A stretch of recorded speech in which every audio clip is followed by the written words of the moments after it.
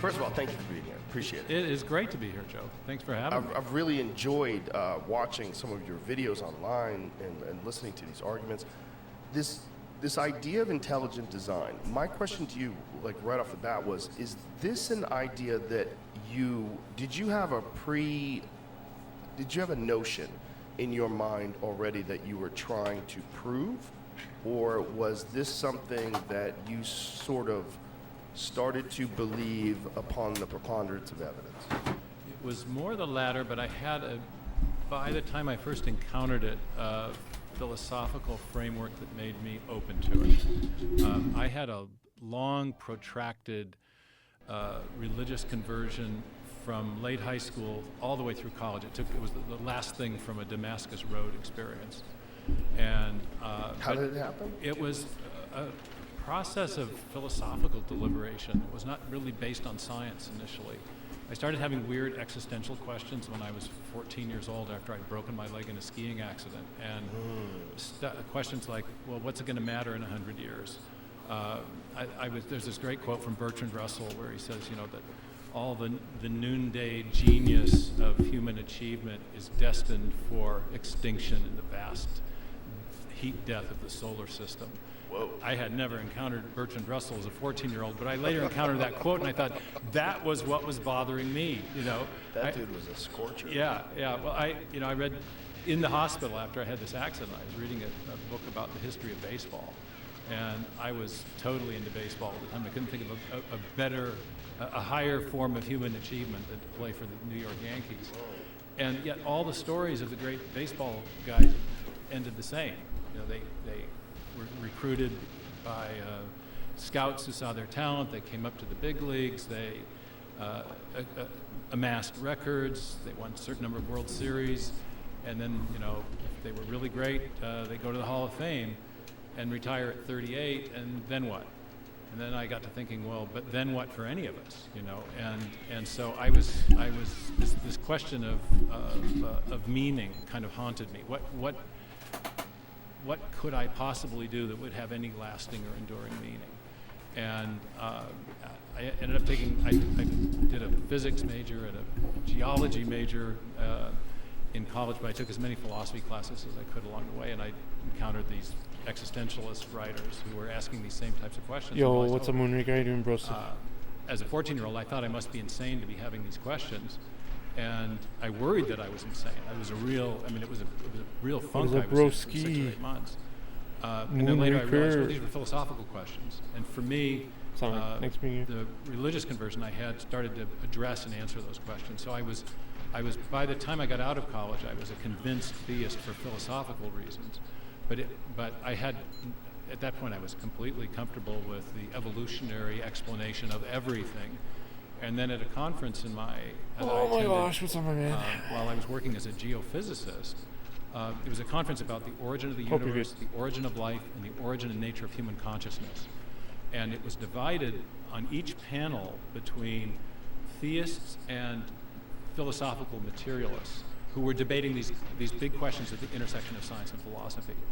And I was kind of stunned to learn, or to perceive at least, that the theists seemed to have the intellectual initiative in each of these big discussions, that materialism was a philosophy that was a spent force. It was not explaining where life first came from or the universe came from, let alone consciousness. And so I began, in a sense, on a kind of intellectual journey to see where these new evidences, the evidence for the beginning of the universe, or the fine-tuning of the universe, or the thing that really intrigued me was the discovery that at the foundation of life, and even the very simplest cells, we have this amazingly complex code. That DNA, we all learn about it in high school. We think that we all learn about the double helix structure of the DNA molecule. But that's not the most important thing about it. It's that within that double helix, there is literally a code, a digital information that is directing the construction of the important proteins and protein machines that every cell needs to stay alive. Bill Gates has said it like a software program, but much more complex than any we've ever created. And I was doing at the time, for the work as a geophysicist for an oil company, I was doing seismic digital signal processing, which was an early form of information technology. And I got fascinated with the idea that there was this, first of all, an impasse in evolutionary explanations of the origin of life. Nobody knew how we got from the chemistry in the prebiotic soup to the code in an actual living cell. But it was fascinating that the impasse was created by the mystery surrounding the origin of information. Where did that come from? And so a year later, I was off to grad school in England. I ended up doing a PhD in origin of life biology within a history and philosophy of science department in Cambridge. And so that's kind of a sketch of my journey and how I got interested in this. I saw in one of your previous interviews, you said that you were very interested in origin stories. Yeah. Me too, that was the... Well, it's always interesting when you see someone who's kind of dedicated their life to a very specific thing. Like what's the root of this? Where did it come from? So for you went through this funk, and did you find comfort in religion? Is that what helped you? Did you find structure in it? I found answers to basic worldview questions that I thought were, as a 14-year-old, I thought nobody, there must be something wrong with me. Nobody else is having these questions. I'm not talking to anyone at school who's worried about. I think you're just smart. I remember one day, just total well, okay, for example, I was in this big leg cast, and I would crutch my way up to the up our driveway, get the newspaper, bring back the box scores to read, about the baseball games the night before. And every day it's a new date, and I do this, and a new date, and a new date, and I started thinking, time is a really freaky thing. I can imagine an event, and I'm going to lift this cup, I'm going to drop it, put it over there. Now that event just took place, but it's already gone. We're not experiencing it anymore. We have a memory of it, but what does that actually mean? There was this flow of sensory experience, but there didn't seem to be anything rooting it that gave it an enduring reality. And I had this sense there must be something that doesn't change, or else everything else that does change is passing, ephemeral, and ultimately of no account. And so, you read, I ended up reading the big fat family Bible that I'd never cracked, and found when God revealed his name to Moses, it was the I am that I am, this timeless, eternal person. And you found the same thing in the New Testament, the way Jesus Christ was referred to. And so I thought, I wonder if there is something that doesn't change. And so the kind of philosophical questions that I was having made me want to explore whether or not revealed religion might in fact be true. Can I ask you to expand on that? What do you mean by it's something that does not change? Some eternal self-existent reality, I guess. It was not something as a 14-year-old I had worked out. It was a kind of an intuition that it was the experience of having the constant flux of changing sense perceptions left me with a sense that there was nothing solid to hold on to in reality. And so this is not a great, this is not the argument for the existence of God that I would repose, in which I would repose great trust. I'm not trying to persuade anyone by this. I'm just telling what my experience was at this point. I later found what I think are very, very persuasive arguments, both philosophically and scientifically. The thing that really convinced me as a university student studying philosophy was an argument known as the argument from epistemological necessity. The fundamental question in modern philosophy that has really just been a stumper and has led to this whole postmodern turn where people don't think there's no objective basis for any reality is the question of the reliability of the human mind. On what basis can we trust the way our minds process all that sensory information? This goes back to Hume and Kant and some of the philosophers of the Enlightenment period. And from that point forward, there was a great doubt. Maybe we can't trust our minds. Maybe we can't trust. We have all these things we assume about reality in order to make sense about reality. Every cause has an effect, for example. But we can't prove those things. We have to use those assumptions in order to know anything at all. And I encountered this argument that suggested, well, if we try to justify our ability to know the world around us by empirical data, by things we observe, this was Hume's argument. Can't do it. He was a radical empiricist and found that in order to make any sense of the sense impressions he had to presuppose the uniformity of nature. But to prove the uniformity of nature, he had to make reference to sensory observations, and so he was arguing in a circle. And so it came down, you could justify the reliability of assumptions we make in our minds by observing the world. You had to use those assumptions to make sense of the observations. But if you presuppose that our minds were made by a benevolent creator who gave us those assumptions in order to make sense of the world that he also made, then there was a principle of correspondence between the way the mind worked and the way the world worked, in which case we could trust the basic reliability of the mind. And this turns out to be one of the key foundational assumptions that gave rise to modern science. It was called the idea of intelligibility. Newton, Boyle, Kepler, the great founders of modern science, thought that nature had secrets to reveal. There were patterns there to be revealed that we could understand because our minds had been made in the image of the same rational creator who had built rationality and design and pattern and lawful order into the world.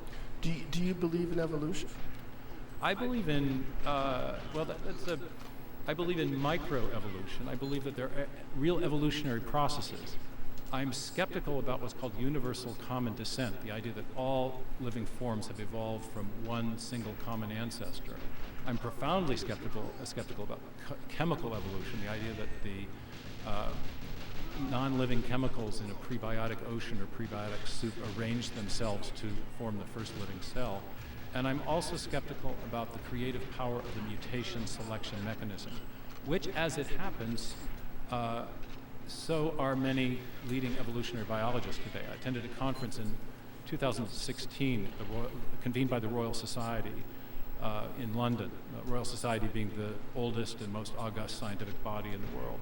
And it was convened by a group of evolutionary biologists who were essentially dissatisfied with neo-Darwinism, the standard textbook theory that we learn in all high school and college textbooks. And many of them were saying we need a new theory of evolution. The first talk at that conference was given by Gerd Müller, a prominent Austrian evolutionary biologist, and he simply enumerated the 5 major, what he called explanatory deficits of neo-Darwinism. And his basic perspective was the mutation selection mechanism does a good job of optimizing or modifying pre-existing forms. It can generate small-scale variation, but it does a very poor job of explaining the origin of those forms. Think about, for example, Darwin's finch beaks. Great job of explaining how variations in weather patterns result in changes in the shape and structure of the finch beaks. But that mechanism turns out not to do a good job of explaining the origin of birds or other major animal groups in the first place. So modification, yes. Innovation, no. But modification over massive amounts of time, don't you think that would eventually lead to new groups? Because a lot of new groups have similar origins, or at least origins from one ancestor. Well, time was always the hero of the plot. But let me just run a couple of arguments by it, and let's see what you think. Okay. Who's the guest? I don't know the name, but I'm not very interested in it. I'm probably gonna turn it off pretty soon. We now know, thanks to the genetic revolution, the molecular biological revolution. Because he's not a geneticist. He's not a he doesn't understand. At least you have to have new code. Because all it's new not forms a of life it's not a matter of depend believing. on, new anatomical. I'm not saying it's right or wrong. It's just it's observing the data. He's not a phylogeneticist. So you need new anatomical structures but the new anatomical structures require. I think he's just a bullshitter. New types. But I mean, I like being open-minded with everything, right? But it's just he doesn't understand. You gotta have enzymes that can service a gut. That can there's process probably food. so much convergent evolution. Enzymes are types of that proteins. means that Proteins things are built from evolving to the same, either to the same thing. So anytime He you just wanna doesn't know give- anything about It's just fucking like in the computer world. If you want to give your genetics computer a new or function, evolution you've got to or provide new code. phylogenies. So we have these long Which is fine. these long digital bit strings, ACs, Gs, and Ts, not zeros and ones, but ACs, Gs, and Ts in a digital string, and we call that a gene. And if you have a section Professor of Science DNA Stephen from a Meyer, protein, yeah. that's great, it all works. No, but if you want to build a fundamentally new form of life, you got to have new proteins to service the new cell types to build the new anatomical structures. In our computer world, we know that if you start randomly changing the zeros and ones in a section of digital code, Like, he doesn't even you're understand gonna epigenetics. degrade the function of that code long before you come up with Because different a new genes string for create making many a new genes program or operating create one system. protein. The functional sequences they're highly isolated in what's called sequence space. You can change a few things and still retain function, but after a very few It's number probably of due changes, to you're gonna redundancy of the degrade function. epigenetic nature And long of before you come up with a protein new function. synthesis. Now, the Darwinian mechanism starts with the idea that there are random changes in those digital bit strings, those sequences of A's, C's, G's, and T's. And based on our experience in the computer world, we would expect that random changes are going to, again, degrade those strings long before they're capable of building a new protein. And there's now very compelling experimental evidence. No, this guy doesn't know anything. Israeli. He's making assumptions molecular before. biologist Ian Tophet. Unfortunately, he died He doesn't fairly understand recently anything. in a tragic accident. But he was Cannot doing, assume that it's detrimental. mutagenesis experiments on sequences of code for building specific proteins that fold it into stable structures. They're actually called protein folds. And he found that between 3 and 15 mutations was enough to degrade the thermodynamic stability of the protein structure that the gene was making. And once you lose that thermodynamic stability, you have no functional possibilities. Is there possibly an undiscovered? This guy's an idiot. I gotta change it. Possibly, but there's numerous lines of evidence suggesting that that mutations are within limits. You can modify again.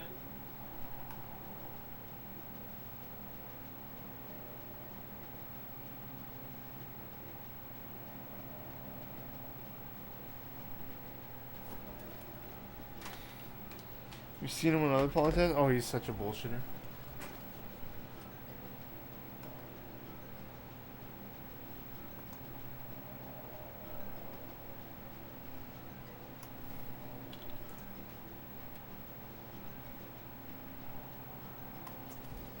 We only watch the truth here, like Anunnaki history.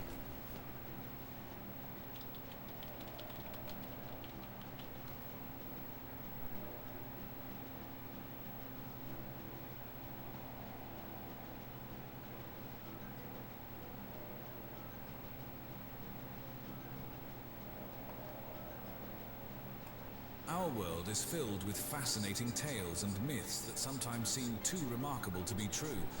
But what if there was a grain of truth in them?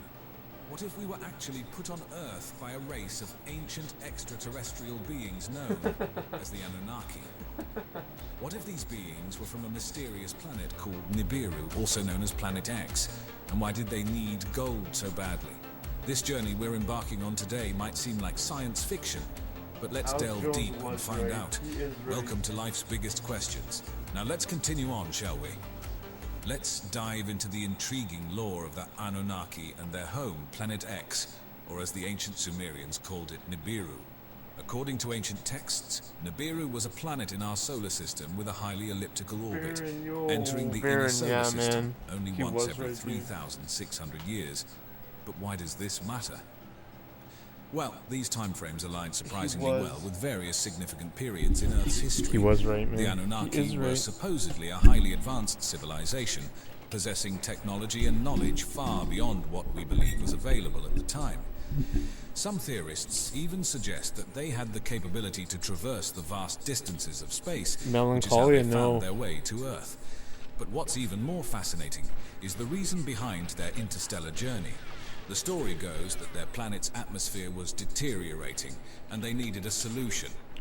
Continuing our journey into the heart of the Anunnaki and Planet X story, we can't help but Anunnaki? I'm telling you, this is AI, guys. Civilization. The Anunnaki were believed to be the gods or heavenly beings. He called it Anunnaki, Sumerian and then the culture, next sentence called Anunnaki. At the apex of their cosmology. I'm telling you, it's they were said to have descended plane from the crashing sky, to Earth providing insane. knowledge and guidance to the primitive human societies of the time. But as we unravel more about the Anunnaki, we find that they weren't just spiritual or divine entities. They were described as real, tangible beings with distinct personalities, desires, and conflicts. Their interactions with each other, as well as with humanity, were documented in numerous Sumerian texts. Their impact was profound, shaping the trajectory of human civilization in more ways than one. The tales depict them as beings who manipulated DNA, advanced architecture, mathematics, astronomy, and agriculture, implying a scientific knowledge base much broader than was available to humans at that time. But as intriguing as these stories are, they also raise many questions. Why would such an advanced civilization need help from primitive humans? Why Earth? And what does gold have to do with all of this? These questions might seem outlandish or fantastical, but when we delve deeper into the lore and the science behind these theories, we find a universe of possibilities that might just make us rethink our understanding of ancient civilizations and our place in the cosmos. Moving deeper into our exploration, we come across one of the most intriguing theories about the Anunnaki, their alleged role in the creation of humans. Now, according to various interpretations of ancient Sumerian texts, the Anunnaki did not just stumble upon humans on Earth. They played an active part in our creation. But why? As the story goes, the Anunnaki, living on a distant planet, Nibiru, with a long elliptical orbit around the sun, were facing a crisis. Their planet's atmosphere was deteriorating, and they needed a solution to save it. This is where gold comes into the picture. Gold particles were to be used in their atmosphere to repair the damage. However, mining for gold was labor-intensive and required a workforce. Unable to meet this demand with their population, the Anunnaki turned to Earth, rich in the gold they so desperately needed. But there was a problem. The work was hard, and there was no workforce readily available. So they decided to create one.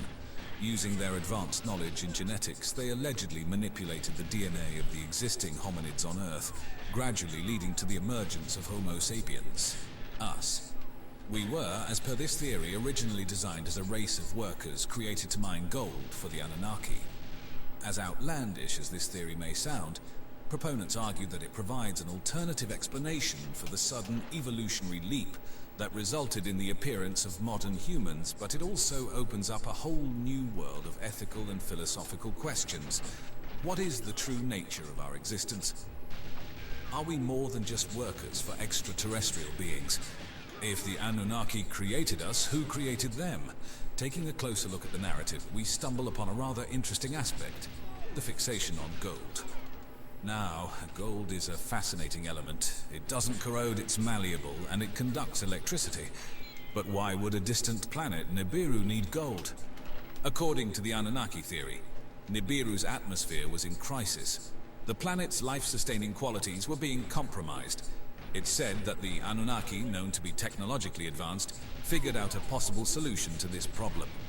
Their plan was to suspend particles of gold into Nibiru's atmosphere, hoping that these particles would form a protective layer, reflecting sunlight and thus restoring the balance of their atmosphere. This puts gold in a unique position. For us on Earth, it has been used as a symbol of wealth and power, but for the Anunnaki, it was apparently the key to environmental stability, the solution to a planetary crisis. It was not about luxury or status, but survival. Proponents of the theory point out that gold's unique properties make it plausible as a potential atmospheric shield. Its resistance to corrosion and ability to reflect sunlight could theoretically help restore an atmosphere, although such a process would require technology far beyond what we currently possess. It's also interesting to note that gold has been revered and sought after by almost every civilization on Earth. Some theorists argue that this universal fascination with gold might have been implanted in us by our alleged creators, the Anunnaki.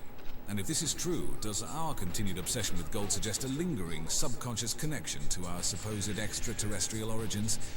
Getting deeper into the allure of gold, what makes gold so special? It's a question that piques our curiosity. After all, gold is just a shiny metal, isn't it? Well, not quite. Gold, as we've already established, is an extraordinary element. It doesn't corrode or tarnish like other metals, making it last come on, forever. you stupid stick. It's also highly malleable and ductile. A single ounce of gold can be beaten into a sheet covering 300 square feet, or drawn out into a wire 60 miles long. From an aesthetic perspective, gold's lustrous, warm glow has been universally cherished for its beauty. Yet, its value extends far beyond its appearance. Gold is an excellent conductor of electricity and is highly resistant to most acids, making it incredibly useful in numerous industries from electronics to dentistry. In the context of the Anunnaki theory, the physical properties of gold made it an ideal candidate for repairing Nibiru's atmosphere, but gold's significance goes beyond its physical characteristics. In many ancient cultures, gold was associated with the divine or the gods, possibly due to its seemingly immortal nature and radiant shine. This raises an intriguing Guys, question. I find AI more Could the interesting cultural than importance people of now. gold be a remnant of our That's supposed scary. Anunnaki creators' influence?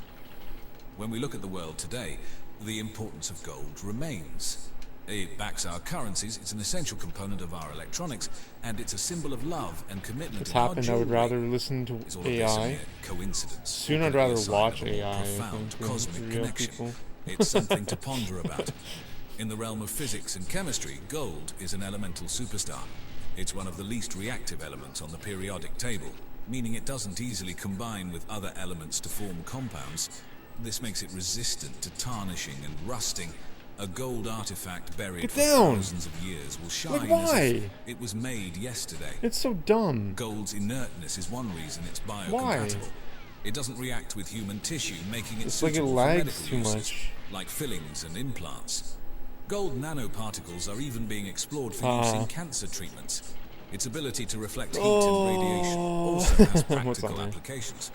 We use gold foil Oh, to this guy's protect voice, yeah, astronauts the and their AI. spacecraft from the intense radiation of space. And gold coatings not are real, used on it's the all windows fake, of man, large everything's buildings fake. to reflect sunlight and keep interiors cool. Beyond the physical, gold has an undeniable psychological allure. It's been a symbol of wealth and power for millennia. Now he's just In saying ancient random ass cultures, facts. gold's enduring shine led people to Like, associate it with the divine and the eternal.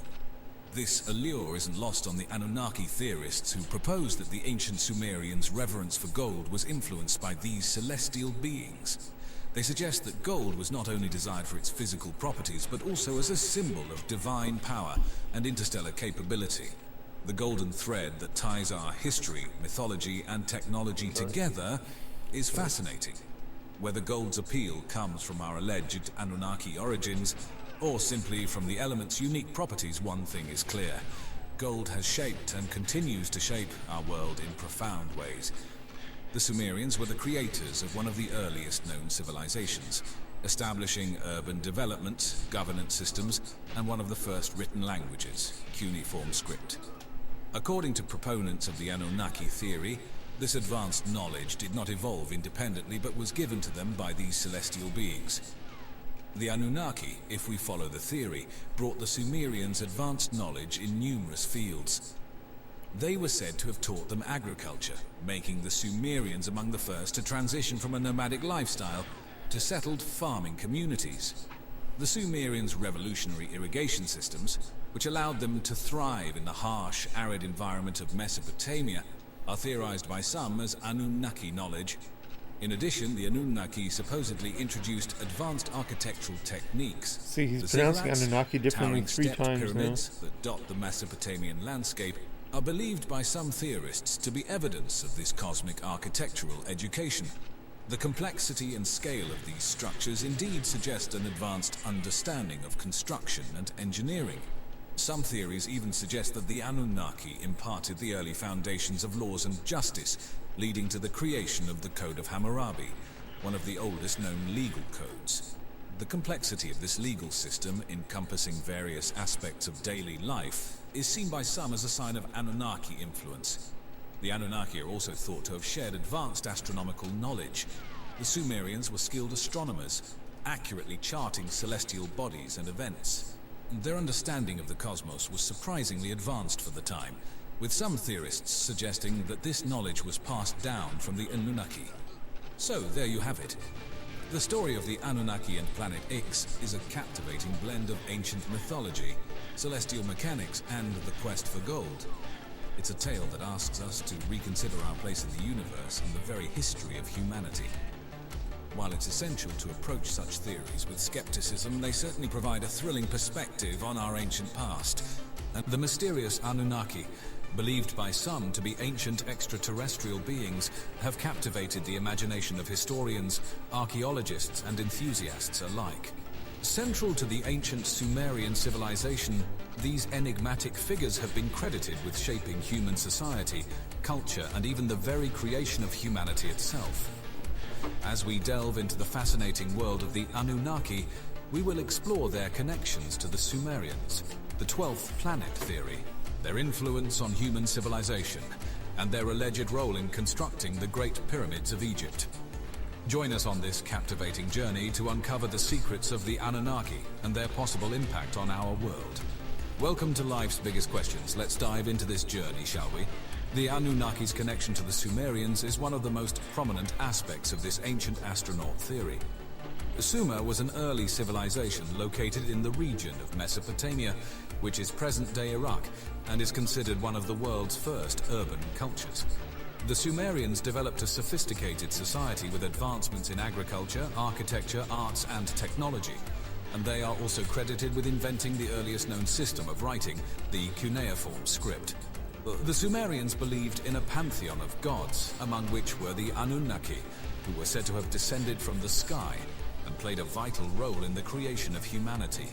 The term Anunnaki roughly translates to those who from heaven to earth came in the Sumerian language, suggesting that these beings may have originated from somewhere beyond our planet. The Anunnaki are mentioned extensively in Sumerian texts, which are some of the earliest written records in human history. These texts describe the Anunnaki as a group of powerful deities who played a central role in the creation and governance of the world. The Sumerians believed that the Anunnaki were responsible for the formation of the earth, the creation of humanity, and the establishment of civilization.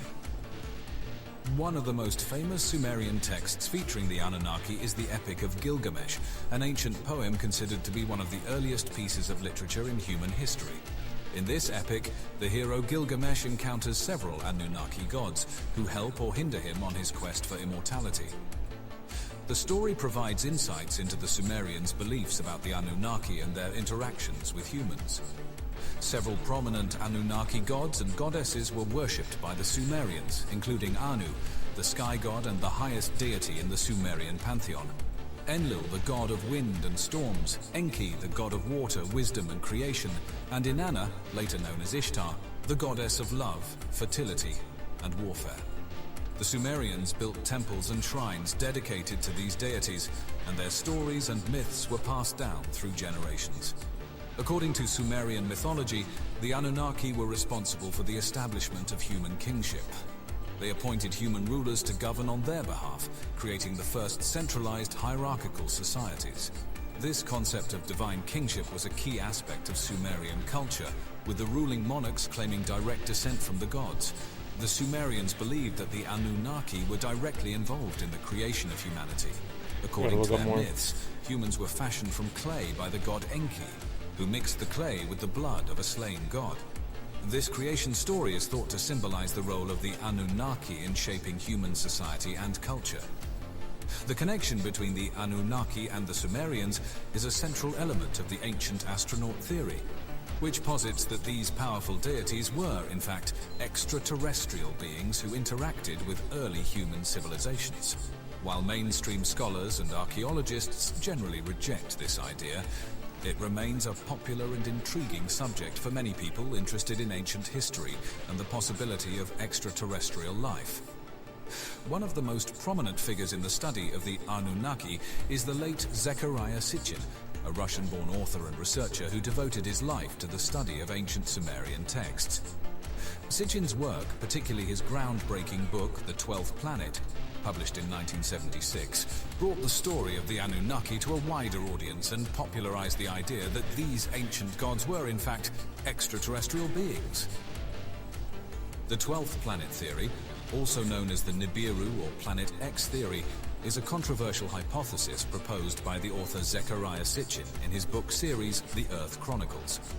Sitchin, who was an expert in ancient Sumerian and Akkadian languages, claimed to have discovered evidence that an undiscovered planet in our solar system, referred to as Nibiru, exists and has a significant connection to Earth's history and the Anunnaki. According to Sitchin, The ancient Sumerian texts described the Anunnaki as a race of extraterrestrial beings who originate from Nibiru, a planet that is said to orbit the Sun every 3,600 years. This unique and elongated orbit, which takes the planet far beyond the known planets in our solar system, allegedly causes Nibiru to periodically come into close proximity to Earth, resulting in significant gravitational effects and cataclysmic events on our planet. Sitchin's theories suggest that the Anunnaki first arrived on Earth approximately 450,000 years ago, seeking gold to repair their planet's atmosphere. They're said to have genetically engineered early humans to serve as a labor force for their gold mining operations, which some believe took place in ancient Sumer, modern-day Iraq. According to the 12th planet theory, the Anunnaki were responsible for the rise of human civilization and the creation of various ancient structures, such as the pyramids and ziggurats. Sitchin's work has generated a great deal of interest and debate among alternative history enthusiasts, but it has also been widely criticized by mainstream scholars, who argue that his interpretations of ancient texts are inaccurate and his conclusions are not supported by scientific evidence. In particular, astronomers have not found any evidence of a large undiscovered planet in our solar system with the orbital characteristics described by Sitchin.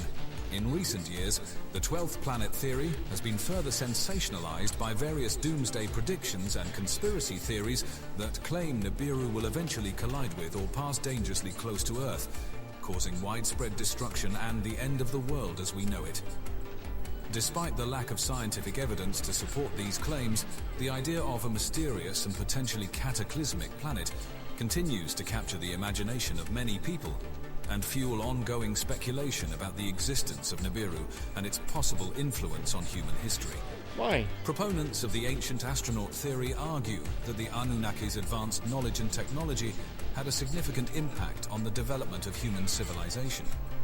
They believe that the Anunnaki shared their expertise in various fields, such as agriculture, engineering, and astronomy with the Sumerians, who then passed this knowledge on to subsequent civilizations. Furthermore, it is believed that the Anunnaki may have played a part in the construction of some of the most iconic ancient structures, such as the pyramids of Egypt and the ziggurats of Mesopotamia.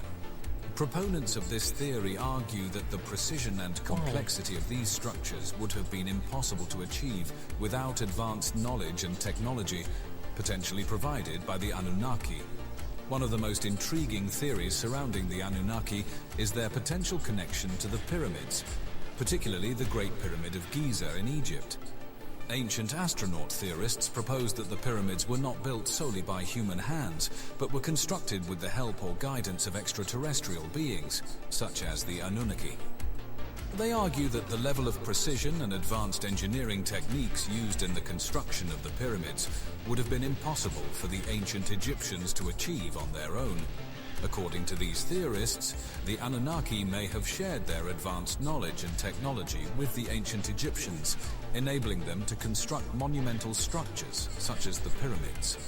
This idea is supported by the presence of numerous ancient texts and artifacts that suggest a connection between the gods and the construction of the pyramids.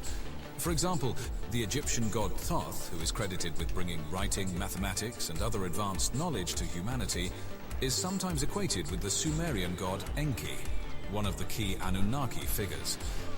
Additionally, some researchers point to the alignment of the pyramids with celestial bodies and specific constellations as evidence of extraterrestrial influence. The three pyramids of Giza, for example, are aligned with the stars in the constellation Orion, which is associated with the ancient Egyptian god Osiris. This precise alignment is seen by some as an indication that the Anunnaki, or other extraterrestrial beings, may have played a role in designing the pyramids as part of a larger cosmic plan. Despite these intriguing theories, mainstream scholars maintain that there is no concrete evidence to support the idea that the Anunnaki, or any other extraterrestrial beings, were involved in the construction of the pyramids.